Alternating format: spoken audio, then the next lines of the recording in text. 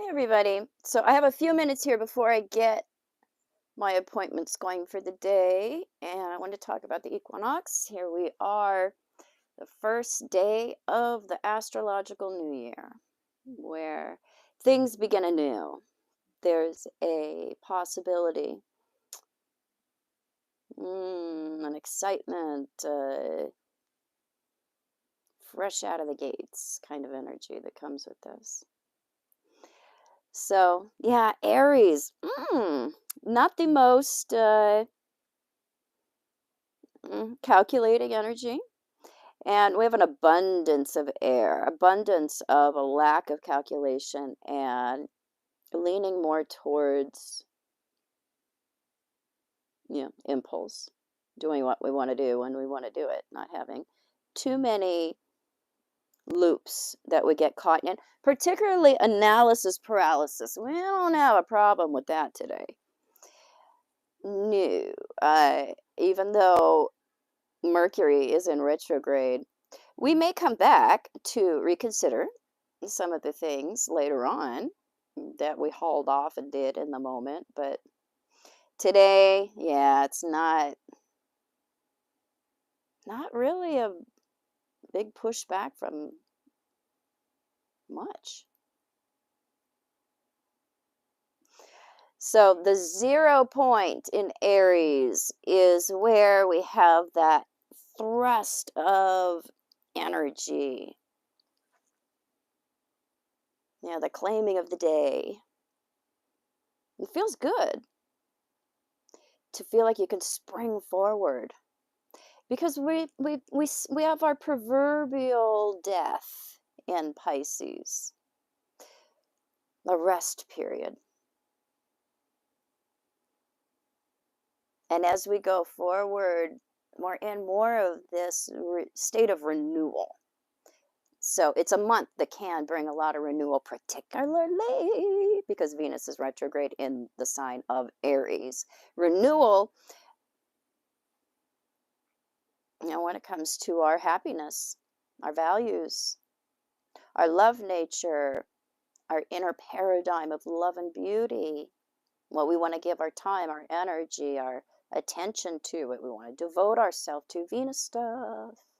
It's highlighted, emphasized with the sun also going through this sign.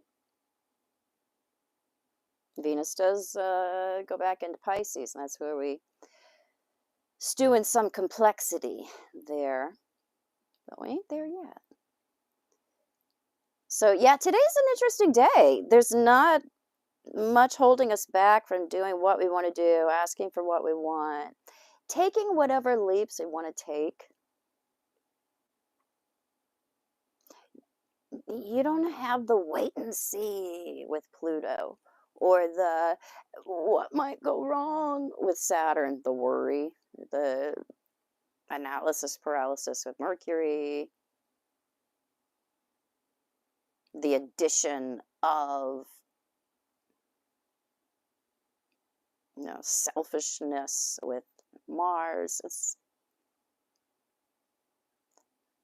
kind of like being in an airplane and going from one destination to another and nothing goes wrong.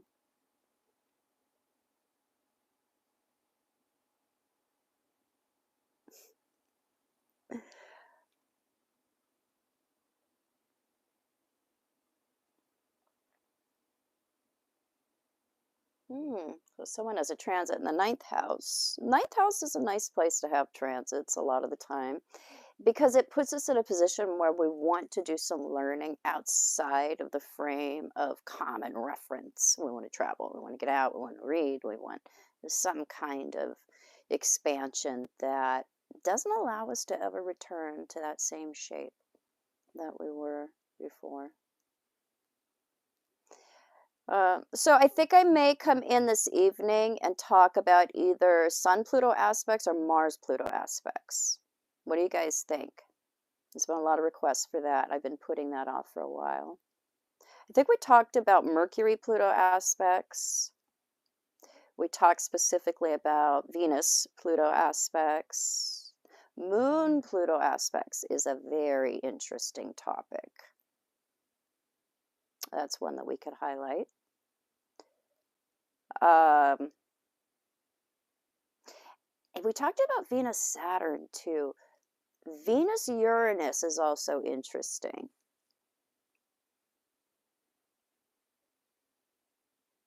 Venus Mars also. We should probably talk about Venus Mars aspects, if not today, sooner than later, because we do have the passive and the aggressive working against each other with that. Oh, we have a couple people here with Moon Pluto aspects. So what do you guys think? What should we talk about this evening? Sun Pluto, Mars Pluto, Moon Pluto, Venus Mars.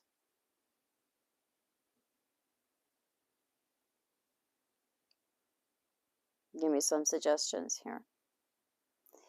And I will see what sits right with me. All right, so I'm going to get going. I'm going to drink my tea, get ready for work. And I will see you guys for a fireside chat this evening. Bedside chat.